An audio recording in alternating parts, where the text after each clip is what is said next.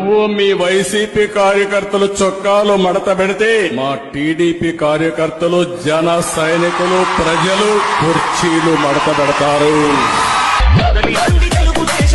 Hi all, జై జగనన్న. అయ్యా first మీరు చూసుకోండి అయ్యా సీఎం గారు, తర్వాత మా వైసీపీల గురించి తీరిగ్గా ఆలోచించుద్దారు.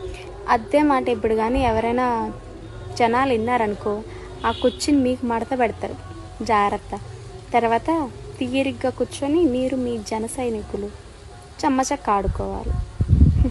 ఎప్పుడు మా జగనన్న మీదే ఇచ్చిన హామీలు చక్కగా వేయడం తెలియదు కానీ పక్కన వాళ్ళ మీద బాగా అబద్ధాలు చెప్తారు. సొమ్ము ఒకరిది సోకొకరిది. మంచి పనులు చేసేది మా అన్న, దానికి పేరు మీకు. ఫస్ట్ ఇచ్చిన హామీలు చక్కగా వేయండి.